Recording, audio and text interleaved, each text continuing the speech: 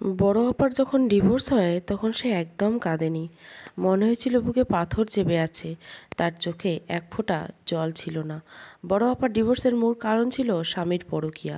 তবে সেটা ফোকাস না হয়ে মূল কারণ দাঁড়িয়েছিল বড় আপার পরকীয়া। তারা অবশ্য বড় আপার পরকীয়া প্রমাণ করতে পারেনি। তবুও এ দোষের জন্য বড় আপার ডিভোর্স হয়। ডিভোর্সের মূল কারণ এটাই লেখা ছিল যে বড় আপার বিয়ের 2 বছর হয়েছিল সবে, বাচ্চা হয়নি। এটাও ছিল ডিভোর্সের আর একটা দোষ। যদিও বাচ্চা দেওয়ার মালিক আল্লাহ, তবে এ সমাজ মনে করে বাচ্চা দেওয়ার মালিক মেয়েরা। সব মিলিয়ে বড় আপার ডিভোর্স হয়ে যায়।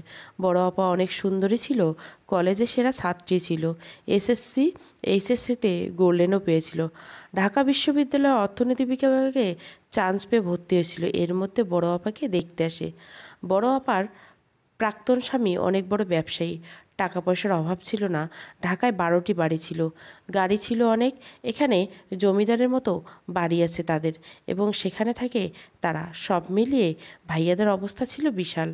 আপার জন্য যখন বিয়ের প্রপোজাল আসে তখন আব্বা আর না করতে পারেনি। আমাদের মতো গরিব মানুষের কাছে এমন প্রস্তাব অনেক বিশাল ব্যাপার। তবে এ বিয়েতে আপা রাজি ছিল না। আপার ইচ্ছে ছিল পড়াশোনা শেষ করে বিসিএস দিবে, তবে পরিবারের চাপে পড়ে রাজি হতে হয়েছে। আপা শ্বশুরবাড়ি কথা দিয়েছিল আপাকে পড়াবে, তবে সে কথা তারা রাখেনি। তাদের ধারণা হলো মেয়ে পড়াশোনায় ভালো, যদি পড়াশোনা করে ডিগ্রি নিয়ে চাকরি করে তাহলে তাদের জাত যাবে, কারণ তাদের বংশের মেয়েরা কখনো বাইরে গিয়ে কাজ করে না। আবার ভাববেন না তারা অনেক দিনই, বরং এটা ওনাদের রীতি। ঘরের বউ শিক্ষিত হোক তারা চান না। আপার জামাই তেমন শিক্ষিত ছিল না, টেনে টুনে এইচএসসি পাশ করেছে কিনা সন্দেহ, তবে টাকার নিকট সকল অযোগ্যতায় যেন হার মানল। তাই বিয়ের পর হাজার পায়ে ধরার পরে আপাকে তার জামাই পড়তে দিল না। সত্যি বলতে যে নিজেই তো পড়ার মর্ম বোঝে না, তাহলে পড়াবে কি ভাবে। আপার বিয়ে হয়েছিল অনেক ধুমধাম করে। বিয়ের দিন থেকে আপার ননাস আপাকে দেখতেই পারত না। আপার ননাসের চেহারার গঠন তেমন সুন্দরী ছিল না, তাই আপাকে বেশ হিংসে করত। আপার সংসারে শাশুড়ি, স্বামী এবং ননাসের জামাই ছাড়া কেউ ছিল না। ননাসের জামাই ঘর জামাই থাকতো। সব মিলিয়ে আমরা ভেবেছিলাম আপার সংসারে টাকা পয়সা সুখ শান্তি ভরে উঠবে, তবে সেটা আর হয়ে ওঠেনি। আপার আবার মুখের উপর সত্য কথা বলে দিত। সেজন্য বিয়ের 3 মাসের মাথায় আপা বেয়াদবি উপাধি পেয়ে বসে। প্রতিবাদ করতে করতে একটা সময় আপা ক্লান্ত হয়ে যায়। এরপর মুখ বুজে সব সহ্য করে নিত। সহ্যের এক পর্যায়ে এই চরম সিদ্ধান্ত নেয়। ডিভোর্সের পর আপা আমাদের বাসায় চলে আসে। সারাদিন আপা মনমরা হয়ে থাকতো।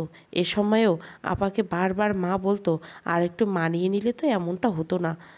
আপার উপর যে অন্যায় হয়েছে এটা তাদের মনেই হতো না, বরং আপা এখন আমাদের সাথে থেকে অন্যায় করছে এটা বুঝিয়ে দেয় বারবার। দিন দিন আপার মনমরা হয়ে যাওয়াটা বাড়তে লাগলো। কারোর সাথে কথা বলতো না, ঠিক মতো খেত না। আপাকে সবসময় ক্লান্ত দেখাতো, কাঁদতও না। মনে হয় ভেতর থেকে একটা মরে যাওয়া লাশ ঘুরঘুর করছে। চুল আঁচড়াতো না, ঠিক মতো গোসল করতো না। অনিয়ম যেন আপাকে ঘিরে ধরেছিল। আপার অবস্থা দেখে আমার ভীষণ মায়া হতো। নিজের মায়ের আঁচলের বদলে যেতে দেখেছি আপার ক্ষেত্রে। যে মা বিয়ের আগে আপাকে নিয়ে সুনাম করতো, একটা কাজ করতে দিত না, সবসময় ভালোটা খেতে দিত, সেই মায়েই যত উচ্ছিষ্ট খাবার আছে সব আপাকে দিত। নানান ধরনের কথা বলে জীবিত লাশটাকে কষ্ট দিত। আমাকেও মা বারণ করে দিয়েছিল আপার সাথে বেশি কথা না বলতে, এতে নাকি আমার বিয়ের সমস্যা হবে। ভাই বোন নেই আমাদের, 2টো বোন নিয়ে আমাদের সংসার। 2 বোন হওয়াতে বাবা বেশ বেজার ছিলেন, তবে মা খুশি। মা খুব একটা ভালো না বাবা খুব একটা ভালো না বাসলেও মা বাসত। কিন্তু এখন তো চোখের সামনে দেখছি সময় মাকেও স্বার্থপর করে তুলছে। আপার চোখের নিচে কালি পড়ে গেছে, মুখ চুপসে গেছে, চুলগুলো কেমন জানি খরা হয়ে গেছে। সব মিলিয়ে আপাকে ভীষণ খারাপ লাগতো। ডিভোর্সের 3 মাসের মাথায় আপার স্বামী বিবাহ করেন। যে মেয়ের সাথে পরকীয়া ছিল সে মেয়েকে। সে থেকে আপা আরও বিষণ্ণ হয়ে যায়। আপার বিষণ্ণতা লক্ষ্য করার মতো সেদিন ছিল ঈদের দিন, 8ই জুলাই। ডিভোর্সের পর এটাই আপার প্রথম ঈদ ছিল। আমি বয়সে ছোট ছিলাম, মেহেন্দি পরা নিয়ে বারবার আপার পেছনে ঘুরছিলাম। একটা সময় বাধ্য হয়ে আপা আমাকে মেহেন্দি দিতে লাগলেন। সেদিন আপা 2টো কথা বলেছিলেন, জীবনে কাউকে মন দিয়ে ভালোবাসবি না, আর পড়াশোনাটা মন দিয়ে করবি। একটা সময় নিজের বাবা মাও পর হয়ে হয়ে যায়, তোর কষ্ট কেবল তোকেই বুঝতে হবে। যখন সহ্য করতে করতে হেরে যাবে, তখন নিজেকে শেষ করে দেওয়া ছাড়া আর কোনো উপায় থাকবে না। আপার কথার মানে সেদিন বুঝি নাই, আজকে 12 বছর পর বুঝতে পেরেছি। সেদিন ঈদের দিনটা ছিল আমার জন্য বিষাদময়। এরপর প্রতিটা ঈদের দিন আমার জন্য বিষাদময়। সবাই আপাকে ভুলে গেলেও আমি পারিনি। ঈদের দিন সকালে চিৎকার চেঁচামেচিতে সবার ঘুম ভাঙে। বাবা আর মা আপার শ্বশুরবাড়ির দিকে ছুটেতে লাগলো। আমি পেছন পেছন গেলাম। আপার শ্বশুরবাড়ির পেছনে বড় জাম গাছটা ছিল, সেখানে আপা ঝুলছে। তার নাক মুখ দিয়ে লালা আর রক্ত বের হয়ে একাকার। পুলিশ এসে আপাকে নামায়। এরপর ময়নাতদন্ত করা হয় আপার। সেদিন একটা সত্য সবার সামনে আসে, আর সেখান থেকে কাহিনীর একটা জটিল মোড় নেয়। ময়নাতদন্তে জানতে পারলাম বড় আপা 3 মাসের পেটের বাচ্চা নষ্ট করেছে 1 মাস আগে। তার মানে বড় আপার ডিভোর্স হওয়ার সময় 1 মাসের অন্তঃসত্ত্বা ছিল। আপার উপর যে মিথ্যে তকমা দিয়েছিল সেটা পুরোপুরি মিথ্যে ছিল। তাহলে তো আপার ডিভোর্স হয়নি, আর বউ রেখে বিয়ে করাটা তো আপার জামাইয়ের অন্যায়। কিন্তু বিষয়টা সামনে আসার পর উল্টে আপার শ্বশুরবাড়ির আমার মৃত বোনের উপর বদনাম রটিয়ে দিল। তারা বলে এ পেটের বাচ্চা আপার নতুন কোনো নাগরের ছিল, তাই নষ্ট করছে। তাদের হলে আপা তাদেরকে বলতো, সবার মুখোমুখি হতো। তবে আপাকে তো আমি চিনি, আপা এমন ধরনের মেয়ে মানুষ কখনোই ছিল না। মৃত মানুষটা তাদের কথার কবল থেকে রক্ষা পেল না। আপার জামাই যে একটু অনুতপ্ত হবে সেটাও তার মুখ দেখে মনে হলো না। ইচ্ছে করছিল আপার জামাইয়ের মুখে একটু থুতু মেরে আসি। তবে 13 বছরের ছোট্ট আমির এত সাহস ছিল না, তাই ইচ্ছেটা আর পূরণ করতে পারিনি। আর একটা গুরুত্বপূর্ণ তথ্য হলো আপার শরীরে নেশার আলামত পাওয়া গেছে। মৃত্যুর আগে আপা নেশা করেছে এমনটাই বলা হয়েছে। রিপোর্ট বলতেছে আপা হয়তো আত্মহত্যা করেনি, হতে পারে এটা হত্যা নয় আত্মহত্যা। তবে বিষয়টা খতিয়ে আর দেখা হয়নি। আপার শ্বশুরবাড়ির লোকজন পুলিশকে টাকা দিয়ে রিপোর্ট পরিবর্তন করে, আর তাতে লেখা হয় আপা মাদক আসক্ত ছিল, তাই নেশার ঘরে এমন কাজ করছে। আপা নাকি দীর্ঘদিন যাবৎ নেশা করতো। মৃত লাশটা যেন বদনামের ভারে নুইয়ে পড়ল, যে বদনামের ভারটা হয়তো খাটিয়েও নিতে পারেনি, তাই আপাকে আর খাটিয়ে ওঠানো হয়নি। আপার জানাজাও হয়নি, কারণ আপা আত্মহত্যা করেছে। তাই কোনো কবরস্থানে আপাকে দাফন করতে দেওয়া হয়নি, তাই গভীর বাড়ির পেছনে জঙ্গলে আপাকে দাফন করা হয়েছে। আমার বিশ্বাস ছিল আপা আত্মহত্যা করেনি, হয়তো আপাকে নেশাদ্রব্য খাইয়ে খুন করা হয়েছে। আপা অন্তঃসত্ত্বা সেটা হয়তো আপা জানতো, তাই ভাইয়াকে জানিয়েছিল। আর ভাইয়া হয়তো আপাকে ভুলিয়ে ভালিয়ে বাচ্চাটা নষ্ট করছে আপার অজান্তে। একদিন আপাকে দেখেছিলাম খুব কাঁদতে, পেট ধরে মুচড়ে মুচড়ে কাঁদতে। আপার কান্নার শব্দ হতো না, মুখটা লাল হয়ে যেত, আর চোখ লাল হয়ে ফুলে টলটল করে পানি পড়তো। সেদিন হয়তো আপা তার বুকের ধনকে হারিয়েছিল। যেহেতু বাবা মা ও আপাকেও বুঝতো না, তাই আপা কাউকে কিছু বলেনি। একদিন প্রিয় মানুষটার বিয়ে, অন্যদিকে নিজের বাচ্চা হারানোর তীব্র যন্ত্রণা আপা মানতে পারেনি, আর সেখান থেকে হয়তো প্রতিবাদ করতে গিয়েছিল, আর তারা সে সুযোগ নিয়ে আপাকে মেরে দিল। ডিভোর্সের 4 মাস পর আপার মৃত্যু হয়। এ শক্ত মেয়েটা এত দ্রুত ভেঙে কিভাবে পড়ে? আপার মৃত্যুর রহস্য এখনও কেমন জানি ধোঁয়াশায় রয়ে গেল। দুনিয়াটাতে যে কেউ কারো না, সেটা আপার মৃত্যুর পর বুঝতে পেরেছিলাম। আমার বাপ মা ও আপা কেউ গাল দিত, সবসময় বলতো মরেও শান্তি দিল না, কারো কাছে মুখ দেখাতে পারি না। নিজের বাবা মা এতটা হীন হতে পারে সেটা দেখেছিলাম। ভেবেছিলাম আপার মৃত্যুর পর বাবা মা হয়তো কষ্ট পাবে, আপাকে নিয়ে লড়বে। তবে ঘটেছিল বিপরীত। তারা হয়তো হাঁপ ছেড়ে বেঁচেছিল। আপাকে অন্য কোথাও বিয়ে দিতে পারত না সহজে। ঘাড়ের উপর বসে বসে খাওয়া থেকে মরে গেছে, এটাই হয়তো তাদের কাছে ভালো মনে হয়েছে। তবে মরে যাওয়ার পরেও আক্রোশ যেন কমেনি। তাই উঠতে বসতে আপাকে যা নয় তাই বলতো। আমাকে আপার উদাহরণ টেনে টেনে শাসন করতো। অথচ আপার মৃত্যুর জন্য পরোক্ষভাবে তাই দায়ী ছিল, কারণ জোর করে মতের বিরুদ্ধে টাকা দেখে যাচাই বাছাই না করে বিয়ে দিয়েছিল। আপার এখানে কোনো দোষ ছিল না, আপার একটাই দোষ, আপা কেন আরও সহ্য না করে মায়ের গুঁতা খেয়ে থাকলো না। বিয়ের পর আমি কখনো আপাকে হাসতে দেখিনি। বাবার বাড়িতে যখন আসতো তখন বাবা মায়ের আবদার যেন ডুবে যেত। এত বড় ঘরে বিয়ে দিছি, এভাবে খালি হাতে কেন এসেছিস? কিছু আনবি না? আপা শুধু একটা দীর্ঘ নিঃশ্বাস ফেলতো। মা অভাব নেই ঠিকই, সে সাথে তাদের কাউকে কিছু দেওয়ার মানসিকতাও নেই। এই যে তোমাদের জন্য কিছু আনি না, তারপরও কথা শুনতে চুরি করে ঘরের জিনিস নাকি বাপের বাড়ি পাচার করি। কত কটু কথা মা! শুয়ে আছি এটাই তো অনেক। এখানে আসি একটু নিঃশ্বাস নিতে শান্তিতে, কিন্তু তোমাদের চাওয়া কাছে সেটাও হয় না মা। বিয়ে দেওয়ার সময় খোঁজ নিতে পারলে না আমি আসলে মন ভরে তোমাদের জন্য কিছু আনতে পারবো কি না? চেয়েছিলাম একটু পড়ে চাকরি করে তোমাদের খাওয়াতে, সে সুযোগটাও তো দিলে না। পড়াশুনো করে নিজের পায়ে দাঁড়ানোর বড্ড ইচ্ছে হয় মা।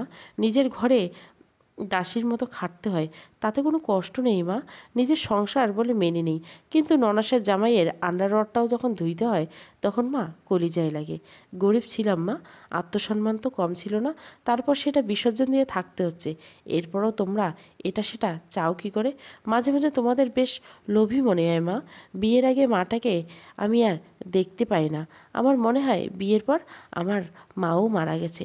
আপার এসব কথায় মা তেলে বেগুনে জ্বলে উঠত। আপা ছাড়া দীর্ঘশ্বাসের যে কত যন্ত্রণা ছিল বুঝতো না। মায়ের এসব অশান্তিতে আপা এবারে আসা বন্ধ করে দেয় এক পর্যায়ে। সব মিলিয়ে মনে হচ্ছিল আপাকে আমরা ভীষণ পর করে দিয়েছি। না ছিল আপার শ্বশুরবাড়ি, না ছিল আপার বাপের বাড়ি। বিয়ের পর নিজের বলতে হয়তো কিছু থাকে না, সেটা হলো যন্ত্রণা, বর্বরতা আর কষ্ট। শুধু আপার ক্ষেত্রে না, এ সমাজে অনেক পরিবারের মেয়ের বিয়ের পর আলাদা করে দেয়। পরিবারের মানুষগুলো তখন অপরিচিত লাগে। আপার ভেতরকার হাহাকার দেখার মতো কেউ ছিল না। খুবলে খুবলে খাওয়া মনটা দিন দিন মরে যেতে লাগলো। আবার মৃত্যু তো বিয়ের পরেই হয়ে গেছিলো। জাম গাছে যেটা পাওয়া গেছিলো সেটা আপার শরীর। আপার মৃত্যু 3 মাস পর থেকে আমাদের জন্য গ্রামে টেকা বেশ মুশকিল হয়ে পড়েছিল। আমাদের সাথে কেউ কথা বলতো না, আমাদের এক ঘরে করে দেওয়া হয়। আপার শ্বশুরবাড়ির লোকেরা দাপট এমন ছিল, আমি স্কুলে গেলেও আমাকে ঢুকতে দিত না। সব জায়গায় শুধু কলরব। আমার আপার চরিত্রহীন। আমার আপা পরপুরুষের সাথে শুয়ে পেট বাজিয়েছে। আমার আপা শয়তান, তাই গলায় দড়ি দিয়েছে। আমার আপা কলঙ্কিনী, তাই আমাদের পরিবারের সাথে মিশলে তাদের জাত যাবে। দিনকে দিন আমাদের চলা ভীষণ কঠিন হয়ে পড়ে। এক পর্যায়ে বাধ্য হয়ে গ্রাম ছাড়ার সিদ্ধান্ত নেওয়া হয়। সেদিন গ্রাম ছাড়াবো সেদিন আপার কিছু জিনিসপত্র ঘাঁটতে গিয়ে একটা খাতা আমার চোখের সামনে পড়ে। আবার একটা খাতা ছিল, খাতাটা নীল মলাট করা ছিল। সে মলাটে লেখা ছিল, আমি জানি ছুটকি, আমার এই খাতাটা তোর চোখে পড়বে। সেদিন পড়বে, সেদিন হয়তো আমি নাও থাকতে পারি। এই খাতাটা যেখানেই পাবি, এর ঠিক 12 বছর পর খাতাটা খুলবি। আমার জমানো কথাগুলো তখন শুনবি। আমার সাথে কি হয়েছিল সে আর্তনাদগুলো শুনবি। এখন মোটেও খুলবি না। এ বয়সে আমার ভিতরে হাহাকার আর্তনাদ শোনার মতো শক্তি তোর হয়নি। 12 বছর ঠেকতে ঠেকতে কাদা মাটিতে এই তুই শক্ত ঢেলায় পরিণত হবি। আর তখনই এই খাতাটা খুলবি। আমার আত্মা না হয় শান্তি পাবে না। আজকে 12 বছর পর সে খাতাটা সামনে নিয়ে বসলাম। আজকের দিনটার জন্য আমি অপেক্ষা করতেছিলাম। খাতাটা খোলার আগে স্মৃতিগুলো যেন চোখের পাতায় ভেসে উঠল। নিঃশ্বাস ভারী হয়ে চোখ দিয়ে জল গড়িয়ে পড়ল। এমন সময় একটা আওয়াজ আসলো কানে। আমি পাশ ফিরিয়ে তাকে থমকে গেলাম। কালো কুচকুচে একটা বিড়াল কোথা থেকে দৌড়ে এসে মিলিয়ে গেল। বিষয়টা বুঝে ওঠার আগেই যেন মাথা থেকে সরে গেল। আমি খাতাটা আবারও হাতে নিলাম। রাত এখন 12টা বাজে। গ্রাম ছেড়ে আমরা শহরে চলে আসি সে সময়। এখানে এসে বাবা টুকটাক ব্যবসা, সিএনজি চালায়, মা দর্জির কাজ করে। এতে আমাদের সংসার বেশ ভালো করেই চলে যায়। আমার বয়স এখন 25। এর মধ্যে অনেক বিয়ের প্রস্তাব আসলেও আপার কাহিনী জানার পর, বাড়িতে খোঁজ নেওয়ার পর কেউ রাজি হয়নি। আমি পড়াশোনা শেষ করেছি সবে। টুকটাক টিউশনি করে নিজের হাত খরচটা চলে যায় আমার। খাতাটা খুললাম, বড় আবার একটা ছবি অঙ্কন করা। আবার বেশ ভালো ছবি আঁকতে পারে, যে কোনো জিনিস হুবহু আঁকার গুণ ছিল। সে গুণ থেকে খাতার প্রথম পৃষ্ঠায় নিজেরই একটা স্থিরচিত্র অঙ্কন করেছে।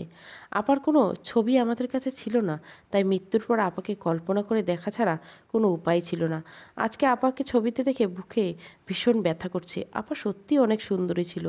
দুধে আলতা গায়ের রং, চোখগুলো স্রোতস্বিনী নদীর মতো বাঁক করা, চোখের মণি কালো কুচকুচে রং, লম্বায় 5 ফিট ছিল, চুল হাঁটু পার হতো, নাকটা বেশ খাড়া ছিল। সব মিলিয়ে তাকে হুড়পড়ির মতো লাগতো।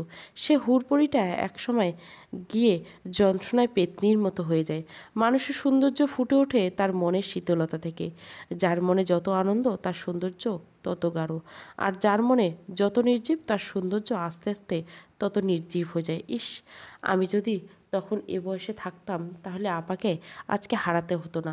আপা আমার পাশেই থাকতো। আপার জন্য কলিজাটা বেশ পুড়তেছে। আমার চোখ গড়িয়ে আবার পানি পড়ল। পানিটা ঠিক আপার ছবির উপর পড়ল। মনে হচ্ছে আপাও আমার কান্না দেখে কষ্ট পাচ্ছে।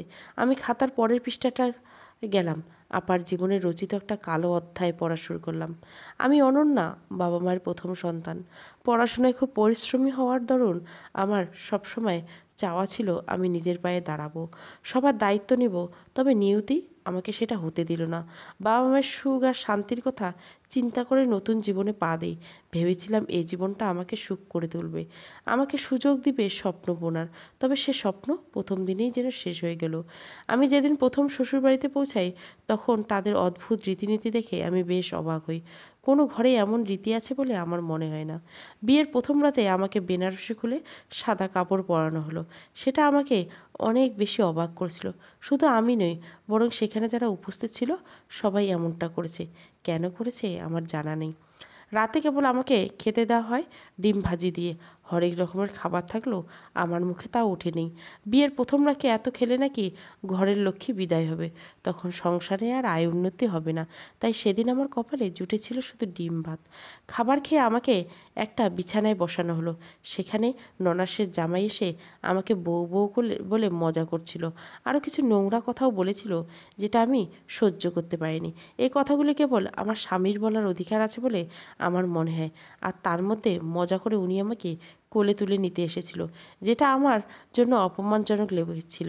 একটু হকচকিয়ে দূরে গিয়ে কড়া কণ্ঠে মুখের উপর বলে দিয়েছিলাম, দুলাভাই, আপনার এ মজা আমার একদম পছন্দ না। এ ধরনের মজা আমার সাথে করবেন না, এটা উচিত না। আমার কথা শুনে দুলাভাই চুপসে গেল। ননসের কাছে দৌড়ে গিয়ে বিচার দিয়ে বলল, কি বেয়াদব মেয়ে বিয়ে করে এনেছো, মজা বুঝে না। আমাকে যা নয় তাই বলল। আমি আর এ বাসায় থাকবো না। এ নিয়ে লঙ্কাকাণ্ড বেঁধে গেল। ননাসের জামাই তৈরি হচ্ছে বাড়ি ছাড়বে বলে। আমার ননাসকে বলা শুরু করেছে সব গুছাতে। এসব দেখে শাশুড়ি কান্না জুড়ে দিল। আমি নাকি তার সংসারে এসে আগুন লাগিয়ে দিচ্ছি। আমার নাকি সহ্য হচ্ছে না তারা এখানে থাকছে। এই প্রথম দিন এসে একটা কাণ্ড ঘটিয়েছি, যাতে করে তারা যেন শ্বশুরবাড়ি সেলে চলে যায়। শাশুড়ি কান্না দেখে দীপক ছুটে আসে।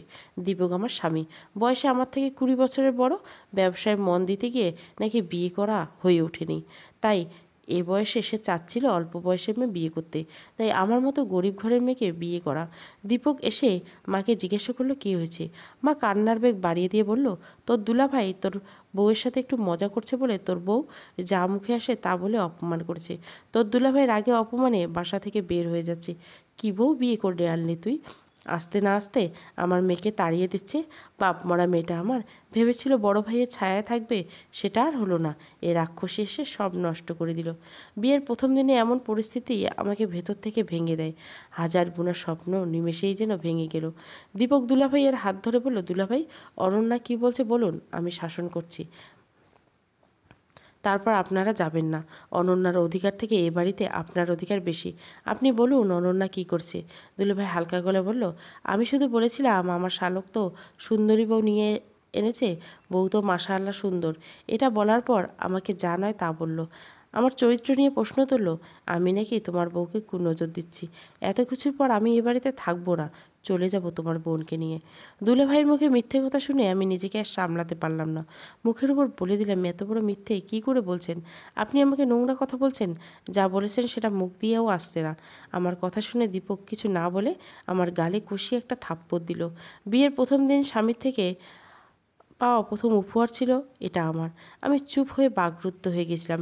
এটা থাপ্পড় দিয়ে ক্ষান্ত হয়নি, পরপর কয়েকটা থাপ্পড় দিয়ে বলল, আমার বোন জামাই কেমন আমি জানি। বাড়িতে আসতে না আসতে কর্তৃত্বগিরি করছিস। শোন, আমার মা বোন দুলাভাই যা বলে শুনবি, না হয় তোরে লাথি দিয়ে বাপের বাড়ি পাঠাই দিব। নিজেকে শুধরা।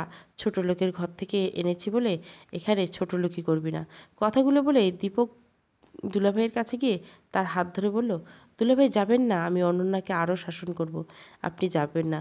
দুলাভাই আমার দিকে তাচ্ছিল চোখ দিয়ে তাকিয়ে বলল, তুমি বলছো বলে থেকে যাচ্ছি, না হলে চলে যেতাম। এই ঘটনার মাধ্যমে একটু শান্ত হলো। আমাকে এনে অন্য রুমে রাখা হলো। আয়নার সামনে গিয়ে নিজের দিকে তাকালাম। ফর্সা দুটো গালে 5 আঙ্গুলের ছাপে লাল হয়ে গেছে। আমার চোখ বেয়ে কেবল পানি পড়ছে। অন্যায় প্রতিবাদ করাটা কি আমার ভুল হয়েছে? এসব ভেবে কাঁদতে লাগলাম। দরজা খোলার আওয়াজ পেলাম। পেছনে তাকিয়ে দেখলাম শাশুড়ি মা দাঁড়িয়ে আছে। তিনি আসতেই আমি আয়নার সামনে থেকে সরে দাঁড়ালাম। তিনি আমাকে খাটের উপর বসতে বললেন। আমি তাই করলাম। এরপর উনি যা বললেন তা শুনে আমি রীতিমতো স্তব্ধ। ভাবতে লাগলাম, এটা কি আমার জীবন? এই নাটকীয়তা কি শেষ হবে না? শাশুড়ি মা আমার শরীর থেকে সব গহনা খুলে নিচ্ছিল। আমি নমনীয় গলায় ওনাকে জিজ্ঞাসা করলাম, মা এগুলো খুঁজছেন কেন? সোজা সাপটায় উত্তর দিলেন, এগুলো তুমি সামলাতে পারবে না, আর এগুলো আঞ্জুমানের। আঞ্জুমানের গহনা দিয়ে তোমাকে তুলে এনেছি। আঞ্জুমানের গহনা তো আঞ্জুমানকে দিতে হবে, তাই না? আঞ্জুমানের গহনা তো তোমাকে রাখা অন্যায়, তাই না? আঞ্জুমান আমার ননাসের নাম। আমি কিছুটা অবাক হলাম শাশুড়ির কথা শুনে, কারণ 20 ভরি স্বর্ণ বাবদ তারা 5 লাখ টাকা কাবিন উসুল করেছে। যদি 5 লাখ টাকা কাবিন তারা উসুল করে, তাহলে তো এই স্বর্ণগুলো আমার কথা থাকার কথা আঞ্জুমানে কেব। বিষয়টি পরিষ্কার হওয়ার জন্য আমি জিজ্ঞাসা করলাম, মা আমার কাবিন যদি স্বর্ণ বাবদ উসুল হয়, তাহলে তো এটা আমার স্বর্ণ, আপুর না। যদি আপুর স্বর্ণ হবে, তাহলে কাবিন তো উসুল দেওয়া ঠিক হয়নি। কাবিন তো আমার হক। আর আপনাদের এত বাড়ি গাড়ি সব আছে, আমাকে আলাদা করে গয়নাটা কিনে দিলে তো টাকায় টান পড়তো না। এই এলাকায় এক নামে আপনাদের সবাই চেনে জানে, তাহলে আমাকে এভাবে ঠকানো হলো কেন? আমার শাশুড়ি আমার কথা শুনে কপাল কুঁচকাল। মুখের অবয়ব বুঝছি তিনি খুব রেগে গেছেন। রাগী গলায় বললেন, এ লোভ কেমন তোমার? বাপ জন্মে দেখিনি এমন স্বর্ণ, তাই লোভ ছাড়তে পারছো না? লোভ কেন হবে মা? এটা তো আমার অধিকার, আমার হক। আপনি কি জানেন না কাবিন উসুল করতে হয়? যদি না স্ত্রী ক্ষমা করে, আমি তো আমার কাবিন বাবদ এগুলো পেয়েছি, তাহলে এগুলো তো আমারই, আমার জিনিস। আমি চাইলে লোভী কেন হব? আমার কথা শুনে শাশুড়ি আরও ক্ষেপে গেলেন। বিলাপ জুড়ে চিৎকার শুরু করলেন, দীপুরে কি অজাত বেয়াদব আর লোভী মেয়ে বিয়ে করে এনেছিস! কথায় কথায় কৈফত চাই। এই বুঝি বউয়ের দাসী হয়ে থাকার জন্য বিয়ে করলি? বেছে বেছে এই বেয়াদবটাকে তোর পছন্দ হলো রে? দীপুরে, শেষ জীবনে এ বউ তো পাতে ভাত দিবে না। এ বউয়ের যে লোভ তোর বউয়ের, সব একাই ভোগ করবে আর বাপের বাড়ি পাচার করবে। এই জন্যই বলেছিলাম জাতের মেয়ে কালোই ভালো। বিয়ে করছিস কুজাত পরিবারে। বয়স কম মেয়েকে বিয়ে করিয়েছিলাম, যা বলবো তাই শুনবে। এ মেয়ে তো কথা শুনে না, উল্টো কথা শুনে দেয়। কি আনলি রে পুত, আমার জীবনটা কষ্ট শুরু করলি রে পুত। তোর 10 মাস 10 দিন পেটে ধরেছিলাম রে পুত, আজকে এদিন দেখার লইগা। আস্তে আস্তে শাশুড়ি বিলাপ করতে থাকে, চিৎকারের আওয়াজ বাড়তে থাকে। আমি হতভম্ব হয়ে যাচ্ছি তাদের আচরণ দেখে। আমার দম যেন বন্ধ হয়ে আসছিল। এই জীবন তো আমি চাইনি। আমি চেয়েছিলাম একটা স্বাধীন সুখী জীবন, যেখানে আমার মতের মূল্য থাকবে। আর আমি তো। ওনার চিৎকার শুনে ননাসের জামাই ছুটে আসলো। ননাস কাহিনী না জেনে কান্না জুড়ে দিয়ে বলল, এই মেয়ে এসেছে একা সংসার করতে, সবাইকে নিয়ে না মা, তোমার সাথে বেয়াদবি করছে। মা ভাই এই মেয়ের জন্য মনে হয় আমাদেরকে পর করে দিবে। এ বাড়িতে আর আমরা থাকতে পারবো না মা, আমাদের জীবনটা শেষ করতে এই মেয়ে এসেছে। আমাদের ভাইয়ের সাথে সংসার করতে নয়, বরং কেড়ে নিতেই এই মেয়ে এসেছে। ননাসের জামাই তাতে আরও ঘি ঢেলে দিল। ছোট জাত বিয়ে করলে তো এমনই হবে। কতবার বলেছিলাম সুন্দর দেখে ভুলো না, বংশ দেখে বিয়ে করো। আমার বোনটাকে বিয়ে করলে আজকে এদিন দেখতে হতো না।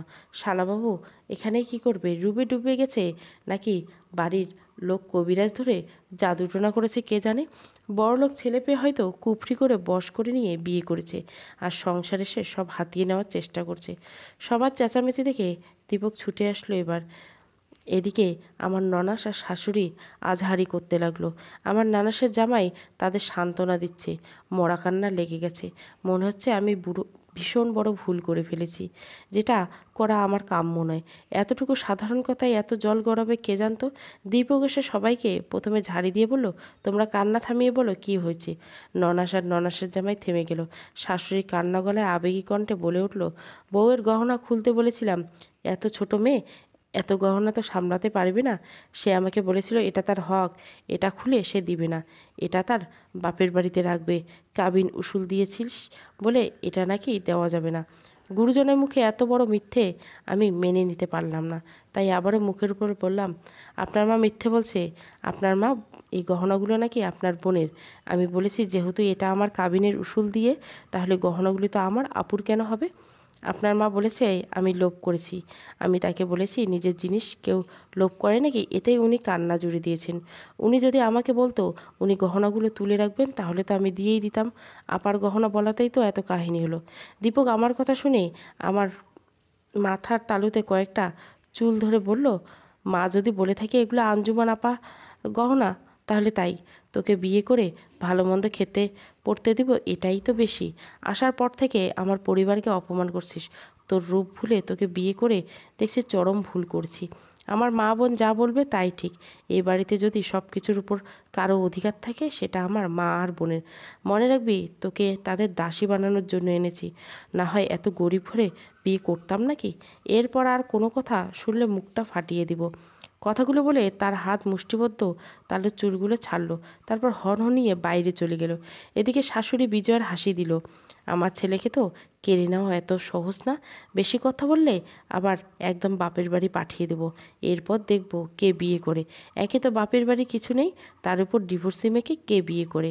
আমি নিশ্চুপ হয়ে কথাগুলো কেবল শুনছিলাম। একে একে আমার সকল গহনা খুলে নেওয়া হলো।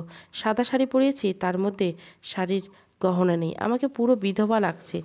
আমি দীর্ঘশ্বাস ছাড়লাম কেবল। আমার ননাস ভেংচি কেটে তার জামাইকে নিয়ে চলে গেল। আমার শাশুড়ি আর কিছু কথা বলল না, মুখটা বাঁকা করে চলে গেল। আমি রুমে বসে আছি, আজকে আমার বাসর ঘর। এ দিনগুলো নিয়ে মেয়েদের কত বড় স্বপ্ন থাকে। বয়সে বড় একজন কাকে মেনে নিয়েছিলাম, সবাই বলেছিল বুড়ো জামাই হলে স্বামী সোহাগী হবে। তবে বাস্তবতা অনেক কঠিন আর নিষ্ঠুর। বিছানায় গা এলিয়ে দিয়ে আমি কাঁদতে লাগলাম।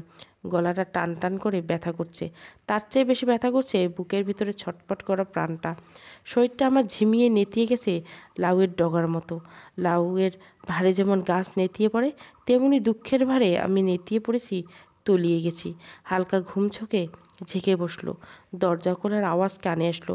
দীপক ঘরে প্রবেশ করছে, তার চোখ দুটো লাল হয়ে গেছে, মুখ থেকে একটা বাজে গন্ধ আসতেছে। বুঝতে পারছিলাম নেশা করে এসেছে, তাই আবারও সাহস খাটিয়ে বেয়াদবি করে বললাম, আজকে আপনার আর আমার প্রথম রাত। এ রাতে যা করেছেন সেটা তো অন্যায় হয়েছে আমার সাথে। গায়ে হাত না তুলেও প্রতিবাদ শাসন করা যায়। পরিবারের দিকে তাকিয়ে সব কিছু সইয়ে নিলাম। এখন তো আপনার এই অবস্থা দেখে আমি সইতে পারছি না। আপনি নেশা করে ঘরে ঢুকছেন। আমি যেন কথাটা বলে ভীষণ ভুল করে ফেললাম, আর সে ভুলের মাসুল দিলাম অভিনব কায়দায়।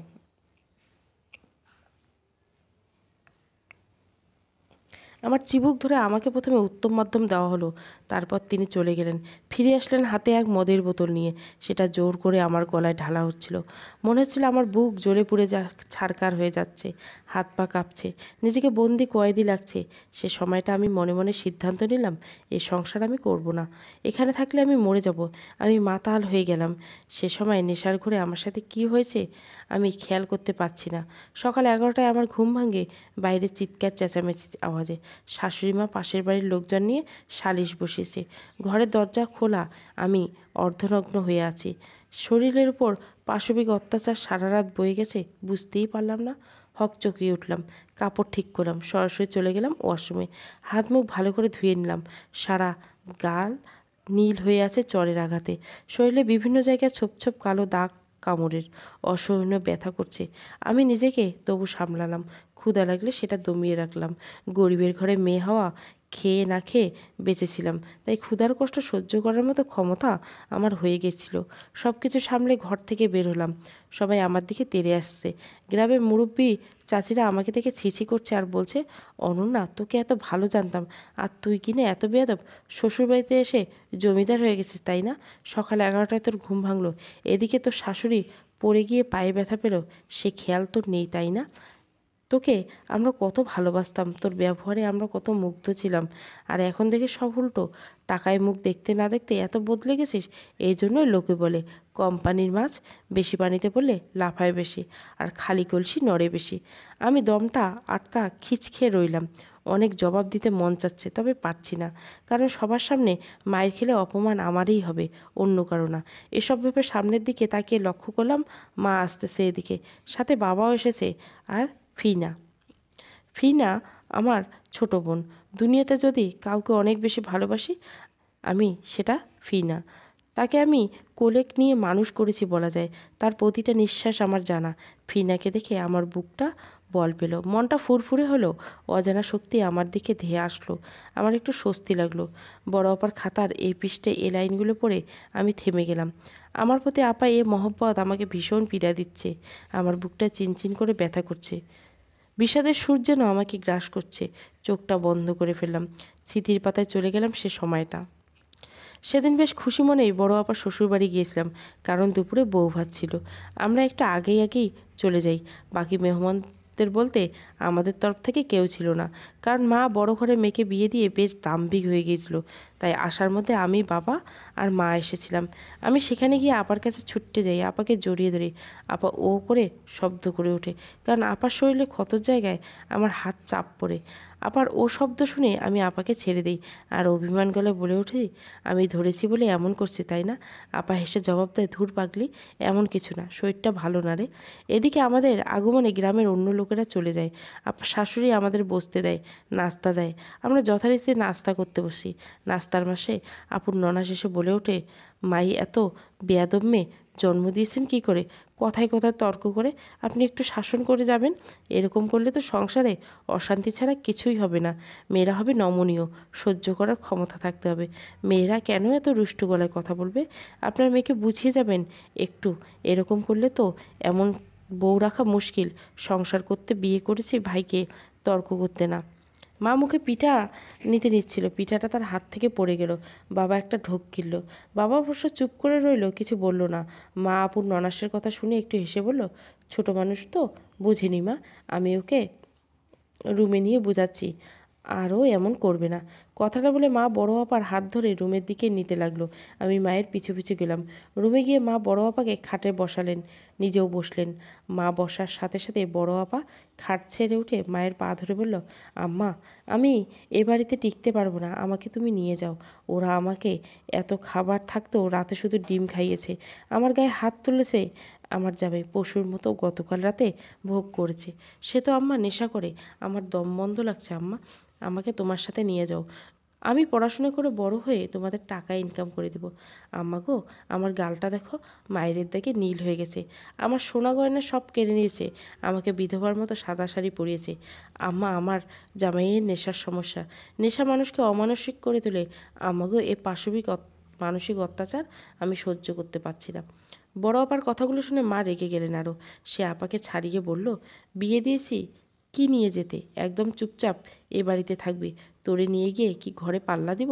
পড়াশোনা শিখে ইনকাম করে খাওয়াবি? এত সোজা সব? মেয়েরা পড়াশোনা করে মেয়েরা হয়ে যায় বুঝছিস? আর জামাই তো গায়ে হাত তুলতেই পারে, তোর বাপেও তুলে না হাত। আমি কি এজন্য সংসার ছেড়ে দিছি? সংসার সইয়ে খাইতে হয়। আর ভোগ কি অন্য পুরুষ করবে?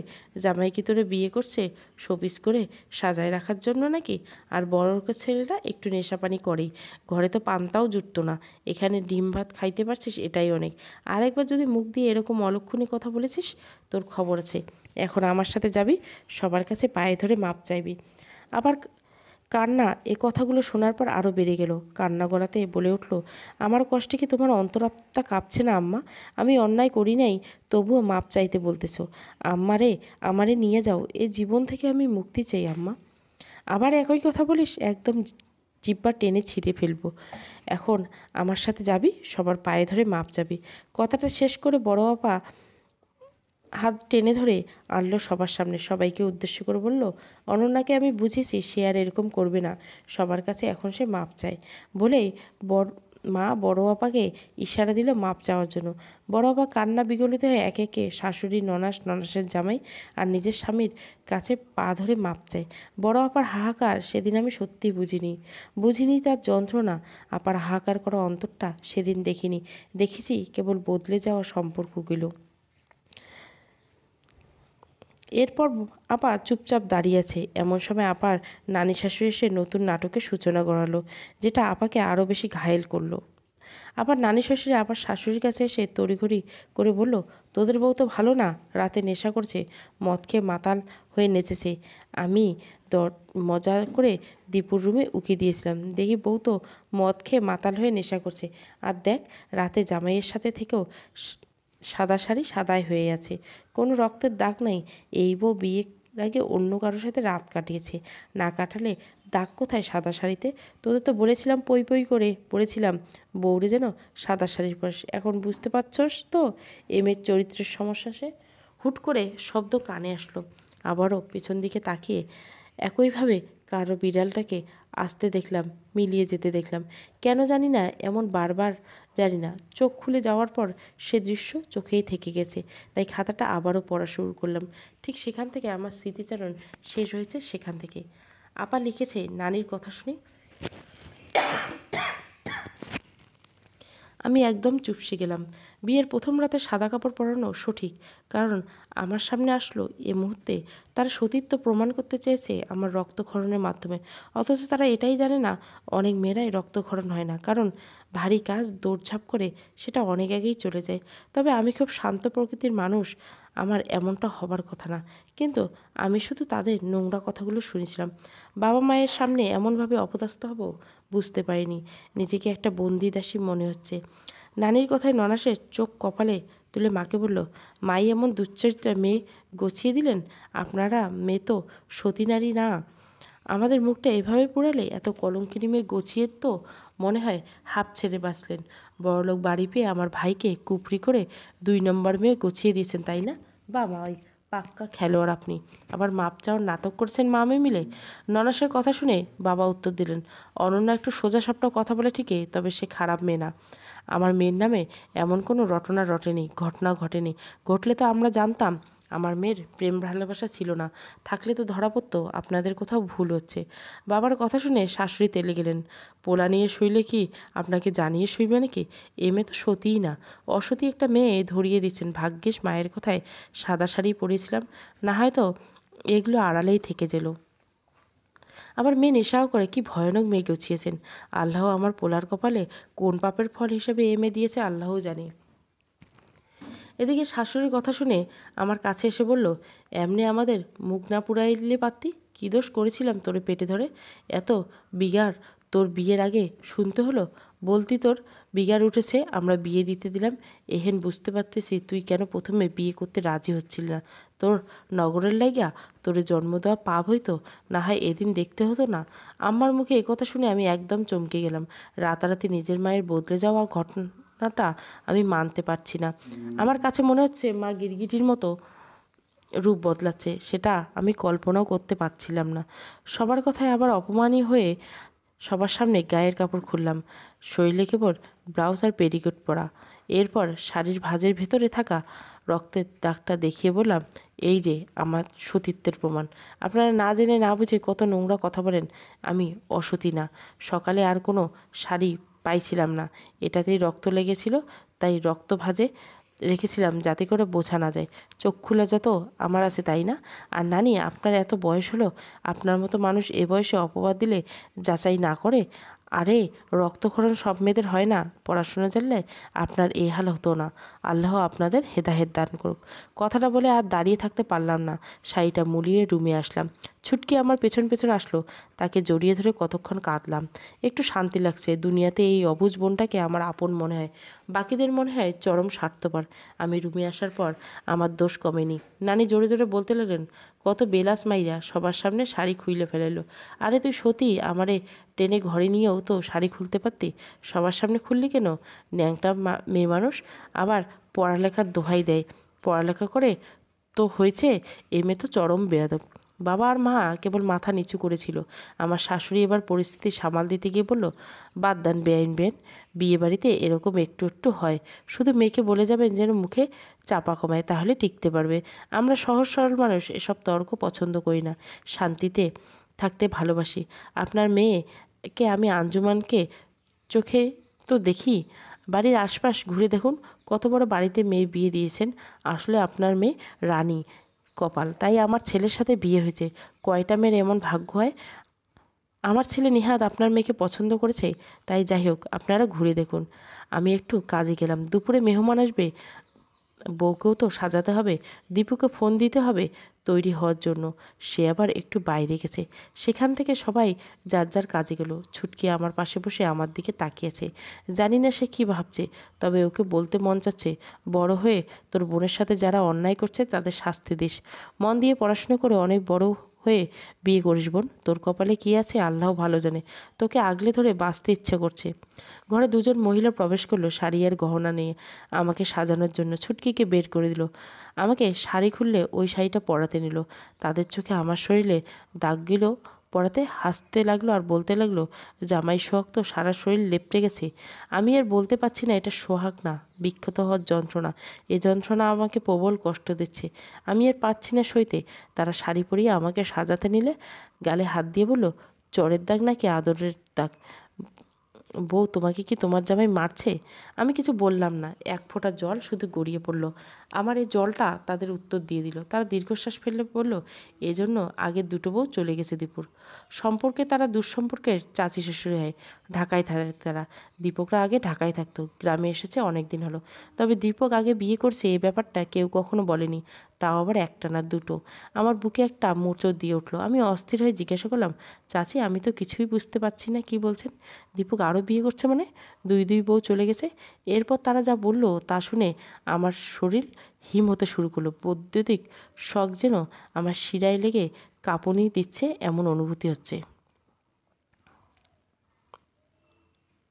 আরে দীপুর প্রথম বউ তো অনেক সুন্দরী আর মডার্ন ছিল। যৌবন বয়সে দীপু বিয়ে করছিল। বড়লোক ঘরের মেয়ে ছিল তার প্রথম বউ। দীপুদের সমপর্যায়ে তাদের অবস্থান। মেয়ে বেশ সুন্দরী ও লক্ষ্মী ছিল। সব মিলিয়ে মেয়ের গুণ, রূপ, সামর্থ্য কোনোটাই অভাব ছিল না। দীপুকে আমরা ভালোই জানতাম। ঢাকায় থাকতো, বেশ শান্তশিষ্ট স্বভাবের। ভাবির কথায় উঠতো বসতো, মানে মায়ের বাধ্য ছেলে। দীপুর প্রথম বিয়েটা অনেক ধুমধামে হয়। আমরা তো বেশ মজা করি, নাচ গানও করি। 7 দিন ধরে বিয়ের অনুষ্ঠান হয়। বিয়ের পর যে যার মতো ব্যস্ত হয়ে যাই।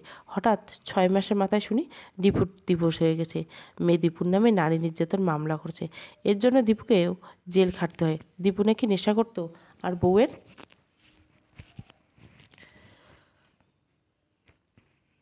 গায়ে হাত তুলতো। এটা প্রথমে আমরা কেউ বিশ্বাস করতে পারিনি, কারণ দীপুকে ভাবি বাধ্যগত সন্তান হিসেবে জানতাম। ভেবেছিলাম মেয়ের অন্যত্র সম্পর্ক, তাই দীপুর নামে মিথ্যে মামলা করে ফাঁসিয়ে দিয়েছে। এই বিশ্বাস থেকে আমরা দীপুর পক্ষ ধরেই কথা বলেছিলাম, স্টেটমেন্টও দিয়েছিলাম। তবে মেয়ের পরিবার প্রভাবশালী ছিল, তাই 6 মাস জেল খাটতে হয়েছে। আর মেয়েকে কাবিন 20 লক্ষ টাকা বুঝিয়ে দিতে হয়েছে। সে পর্যায়ে আমরা দীপুকে সাপোর্ট দিয়ে গেছি। দীপুর জন্য আমরা আবার মেয়ে দেখা শুরু করি। এরপর দীপুর মা বলল, বড়লোকের মেয়ে বিয়ে করাবে না, মধ্যবিত্ত পরিবারের মেয়ে চাই। বড়লোকের মেয়েদের পরকীয়া থাকে, অনেক বাজে স্বভাব থাকে। আগের বউ দিয়ে তারা বুঝেছে, তাই তারা মধ্যবিত্ত পরিবারের মেয়ে চায়। আমরা সে মতে মেয়ে খোঁজা শুরু করলাম। এক সময় খুঁজে পেলাম আমার বোনের বান্ধবীর মেয়েকে। আমার বোনের বান্ধবীর মেয়ের নাম জুই। সে খুব সুন্দরী ছিল, আবার গুণীয় ছিল, কাজকর্ম করতে পারত আর জ্ঞানীও ছিল।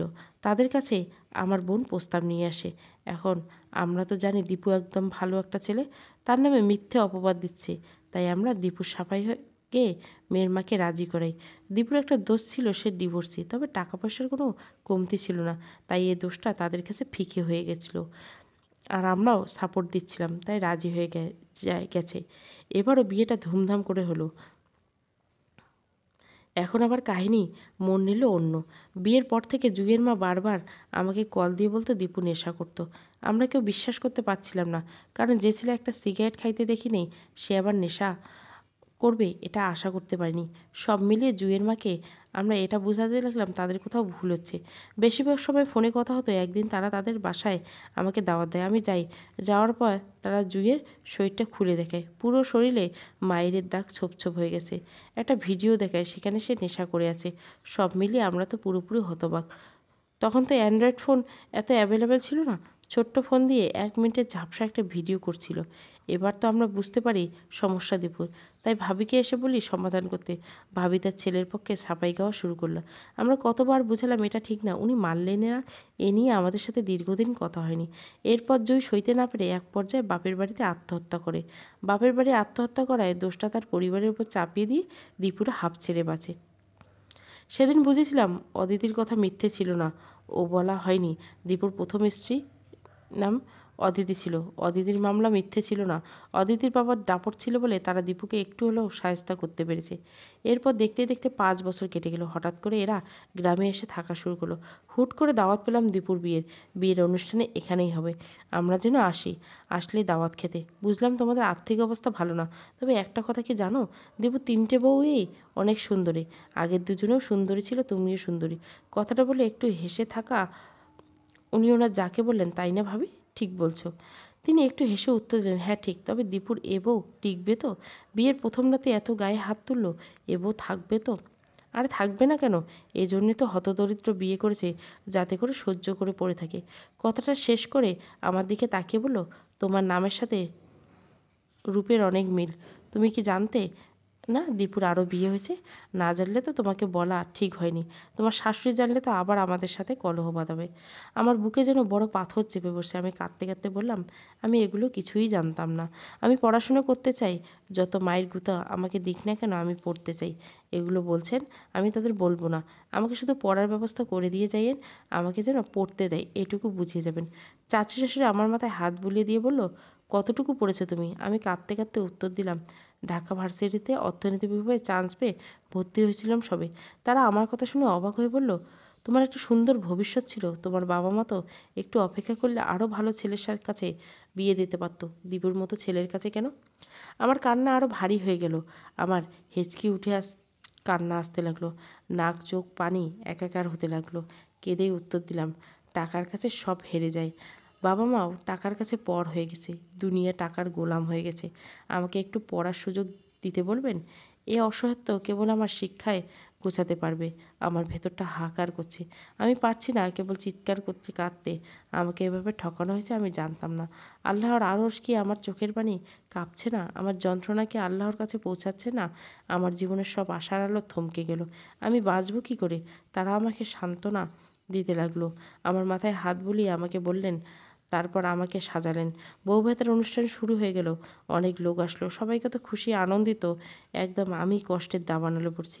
এত বড় অন্যায় আমার সাথে করা হলো। নিজের বাবা মাকে বলে কি হবে? তারা তো আমাকে পর করে দিয়েছে। বাঁচতে হলে নিজের সাথে লড়াই করে বাঁচতে হবে। সারাদিন পার হয়ে রাত নামলো। বাসার মেহমানরা চলে গেল। মুখরিত বাড়িটা নিস্তব্ধ হয়ে গেল। আমি হাত মুখ ধুয়ে কাপড় পাল্টে বিছানায় বসে আছি। ভেতরে আবার কেবল যন্ত্রণা গ্রাস করছে। এমন সময় দীপক রুমে প্রবেশ করলো। আজকে সে নেশা করে আসেনি। আমি বুঝতে পারছি না তার বিয়ের ব্যাপারটা জিজ্ঞাসা করব কি না। অনেক ভেবে সিদ্ধান্ত নিলাম জিজ্ঞাসা করব না। কারণ সত্যি হলেও আমার কিছু করার নেই এখানে। যে আগুনে পুড়েছি সেটা নেভানো এত সহজলভ্য নয়। এর মধ্যে দীপক অশ্রাব্য ভাষায় কিছু কথা আমার কানে ধেয়ে আসে, যা শুনে আমি হতবাক। মনে হচ্ছিল জীবনে এ পর্যায়ে এসে আমার মতো অসহায় আর কেউ নেই। অনন্যা চাচিকে পড়াশোনার কথা বলার কি দরকার ছিল? তোমাকে কেন আমার পড়তে দেব? আর নষ্ট আর বেয়াদব হওয়ার জন্য ভার্সিটি গিয়ে পতিতাগিরি করার শখ, তাই না? পই পই করে বলে দিচ্ছি, বিয়ের আগে যা পড়ছস ঠিক আছে, এখন আর কোনো পড়াশোনার দরকার নেই। আমি বা আমার পরিবার কেউ চাচ্ছে না পড়াশুনো করো তুমি। আমার কোনো কিছুর অভাব নেই যে পড়াশুনো করে চাকরি করতে হবে। এরপর এমন কথা মুখে আনলে মুখ ভেঙে দিব। আমি এবার শক্ত গলায় বলে উঠলাম, বিয়ের আগে তো আপনি আমাকে এ শর্তে বিয়ে করেছেন, তাহলে এখন কেন শর্ত পাল্টাছেন? আমাকে জীবন মৃত করে দিয়েন না প্লিজ। এমনিতে অনেক ঠকিয়েছেন, আমাকে আর ঠকিয়েন না প্লিজ। আমাকে অন্তত পড়তে দিন। আমি আর কিছু চাই না, আমার স্বপ্ন পূরণ করতে দিন। দীপক এবার আমার গায়ে হাত তোলা শুরু করলো। বেধড়ক কতক্ষণ পেটালো। আমি কেবল মায়েরগুলো খেয়ে চুপসে গেলাম। গলা দিয়ে আওয়াজ বেরোচ্ছে না, কেবল যন্ত্রণা হচ্ছে। সেদিন দীপক আমাকে মেরে বাইরে চলে যায়, আর ফিরে আসে না। বেহায়া মন, তার জন্য অপেক্ষা করতে করতে কখন যে ঘুমিয়ে গেছি খেয়াল নেই। আজানের শব্দ কানে আসছে, কোনো রকম উঠে উজু করলাম। তারপর নামাজে দাঁড়িয়ে নামাজ পড়লাম। নামাজ শেষে মোনাজাতে কান্নার জন্য আর কথা বলতে পারি না। জানি না আমার এই কষ্টে আল্লাহর আরশ কাঁপে কিনা। নামাজ শেষে লম্বা লম্বা দীর্ঘশ্বাস ছাড়ে ঘরের সাথে অ্যাটাচ থাকা বারান্দায় গিয়ে দাঁড়ালাম। অন্ধকারে আকাশ গুছে আলো দেখা মিলছে।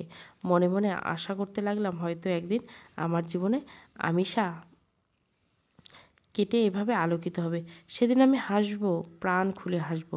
আমার ভেতরে থাকা সকল কষ্ট সেদিন স্নান হয়ে যাবে। বাইরে থেকে কেউ একজন ডাকছে মনে হচ্ছে। বারান্দা থেকে রুমের দিকে ছুটে এসে দেখলাম ফাতেমা ডাকছে। ফাতেমা এবারে কাজের মেয়ে। গ্রামে আসার পর থেকে ফাতেমাই এবারে সকল কাজ করে দেয়। ফাতেমাকে দেখে জিজ্ঞাসা করলাম, ডাকছেন কেন? ফাতেমা বিরক্তি করে বলল, আপা খালা কইছে এখন থেকে রান্নাঘরের সকল কাজ আপনি করবেন। আমি ফাতেমাকে বেশ স্বাভাবিক হয়ে জিজ্ঞাসা করলাম, এতদিন রান্নাঘরের কাজ কে করতো? ফাতেমা মুখে বিরক্তি যেন আরও বেড়ে গেল। বিরক্তি নিয়ে বলল, কেন আমি করতাম? কিছু হয়েছে? আমি এবার একটু ব্যঙ্গ করে বললাম, কি হবে? আমার তো কিছু হবে না। তবে তোমার যে কাজ কমাতে আনন্দ হচ্ছে সেটা বুঝতে পারছি। আমাকে তো তোমার অসহ্য লাগছে, তাই না? তাই এত বিরক্তি নিয়ে কথা বলছো। আমি তো বাচ্চা, তবে বোকা না। তোমার বিরক্তির কারণ আমি ধরতে পেরেছি। সহ্য হচ্ছে না বুঝি আমাকে? স্বপ্নের জায়গায় অন্য কাউকে দেখলে সহ্য হয় না। গতকাল রাতে কী হয়েছে সবাই টের পাচ্ছি। রুমে তো একা থাকো। তারপর জিনভূতের নিঃশ্বাসের আওয়াজ বাইরে পর্যন্ত চলে এসেছে। একটু হলেও বুঝি। কথাটা বলে রান্নাঘরে চলে আসলাম। গতকাল আমি কিছুই দেখিনি, তবে বিয়ের দিন সকালে আমি বুঝতে পেরেছিলাম ফাতেমার সাথে দীপকের কিছু একটা আছে, আর সেটা প্রকাশ পায় বউ ভাতের সন্ধ্যায়। সন্ধ্যায় ফাতেমার রুম থেকে খালি গায়ে দীপক বের হয়ে দেখে আমার আর বুঝতে বাকি রইল না কিছু। তারপর আবারও নিশ্চিত হওয়ার জন্য তার রুমে উকি দিলাম। তারপর খেয়াল করলাম ফাতেমা তড়িঘড়ি করে কাপড় পরছে, তাই ফাতেমাও আমাকে সহ্য হচ্ছে না। চাইলে তো বাড়ির বউ হতে পারছে না, তবে ইচ্ছে তো ছিল ফাঁসিয়ে বউ হবে। সে ইচ্ছে এখন পুষে রেখেছে, তাই আমাকে সরিয়ে দেওয়ার একটা কল্পনা তো তার মাঝে আছে। আমি রান্নাঘরে গিয়ে সকল রান্না করলাম, সব কিছু নিজ হাতে গোছালাম, পরিষ্কার করলাম। সব শেষ করতে 9টা বেজে গেল। এবার আমি সকল কিছু কাজ শেষ করে চা বসালাম। এমন সময় পেছন থেকে মনে হলো কেউ আমাকে জড়িয়ে ধরে। আমি ভয়ে পিছনে ফিরে তাকে চিৎকার দিয়ে উঠলাম। লক্ষ্য করলাম দুলাভাই দাঁড়িয়ে আছে। আমাকে দেখে তিনি হকচকিয়ে গেলেন। সবাই ঘুমন্ত ছিল, তাই আমার চিৎকার সবার কানে পৌঁছায়নি। আমি জোর গলায় কিছু বলতে নিয়ে দুলাভাই আমার মুখ চেপে ধরে বলল, আমি ভেবেছিলাম ফাতেমা দাঁড়িয়ে আছে, এখন যদি চিল্লাস তোর খবর আছে। আবার সবার সামনে অপমান করে ছাড়ব। আমি মুখ থেকে হাতটা ছাড়িয়ে নিলে বললাম, তা ফাতেমাকে এভাবে জড়িয়ে ধরেন সেটা কি আপা জানে নাকি জানাবো? দুলাভাই হেসে উত্তর দিল, তোর কথায় বিশ্বাস করলেই তো। আমি হেসে উত্তর দিলাম, বিশ্বাস করবে না, তবে মেয়ে মানুষ তো সন্দেহ আসবে মনে, তারপর নজরদারি বাড়বে, একসময় ধরা খেয়ে যাবেন। এ বাড়িতে খেয়ে এ বাড়ির পরে এত বড় বেইমানি কি তারা মেনে নেবে? ভালোই ভালোই বলছি, এগুলো ছাড়ুন, না হয় নিজের পায়ে একদিন মাটি সরে যাবে।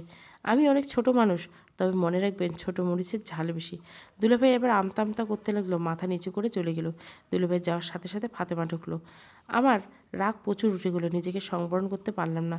এক তো নিজের স্বামী, এত বড় নোংরামি নিজের চোখে দেখেছি, তার উপর এমের তেজ। এ তেজ কোথা থেকে আসে এখন বুঝতে পেরেছি। দীপকের সাথে এসব দেখে আমি এটা ভেবে চুপ ছিলাম, হয়তো পরিস্থিতির শিকার হয়ে হয়েছে ফাতেমা, এগুলো করতে বাধ্য হয়েছে। আর এখন হয়তো দীপককে ভালোবেসে ফেলেছে, তাই কিছু বলিনি। তবে দুলাভাইয়ের ঘটনার পর বুঝলাম ফাতেমার চরিত্রের সমস্যা হচ্ছে। সহজে ছাড় দিতে দিতে সবাই যেন মাথায় উঠে নাচছে। তাই প্রথমে শাড়িটা গুটিয়ে শাড়ির আঁচল কোমরে গুজে নিলাম। তারপর চুলগুলো খোপা করে ফাতেমার চুলের মুঠে ধরে আমার হাত দিয়ে তার মুখ চেপে ধরলাম। বললাম, মুখ দিয়ে যদি কোনো আওয়াজ বের করিস, একদম আপার কাছে নালিশ চলে যাবে। আপার জামাইয়ের সাথে যে রঙ্গলীলা চলে, সেটা আপা না জানলে তোকে জ্যান্ত পুঁতে ফেলবে। সুতরাং একদম চুপ। আর তোকে যদি দীপকের সাথে দেখি কখনো, তোর চুল ছিঁড়ে দিব, মেরে হাড় ভেঙে দিব। গাছের শক্ত ডাল ভেঙে অভ্যাস আছে। তোর মতো বেটির নরম হাত ভাঙতে বেশি বেগ পোহাতে হবে না। আর আমি যখন কাজ করব, সব কাজে সাহায্য করবে। তোকে কাজ করতে এনেছে, রঙ্গলীলা করতে না। সাবধান করলাম, সাবধান হয়ে যা। বলেই চুলটা ছেড়ে রুমে আসলাম। ভীষণ কান্না পাচ্ছে আমার। দীপক বিয়ের চারিত্রিক সমস্যাগুলো যেন মানতেই পারছি না। বয়সে বড়, অশিক্ষিত, এটা মানা কষ্টকর ছিল না, তবে চারিত্রিক দিক হয়তো কোনো স্ত্রী মানতে পারবে না। এটা কষ্টে কাউকে বলার মতো মানুষও নেই, আবার সইবার মতো ক্ষমতাও যেন নেই। আজকে এ কষ্টের দহনে যেন আমাকে পুড়িয়ে দিচ্ছে। ফাতেমার মতো প্রতিটা মানুষকে এভাবে শাসন করতে পারলে শান্তি লাগতো, তবে সেটা সম্ভব নয়। দোষ তারা করলেও নালিশ আমার নামেই বসবে। আমার বাবা মাও তাদের দোষ থাকলেও আমাকে দিয়ে পা ধরে মাপ চাইবে। আমি খাটের উপর বসে হাঁটু ভাঁজ করে দুই হাঁটুর মাঝখানে মাথা গুঁজে দিয়ে এসব ভাবছিলাম। এমন সময় ননাসের কর্কশ বাড়িতে ননাসের দিকে তাকিয়ে আরও যেন ভয় পেয়ে গেলাম। কারণ বড় আপা প্রথম পর্ব ভালো লাগলে অবশ্যই লাইক, শেয়ার এবং সাবস্ক্রাইব করবেন। Thank you for watching.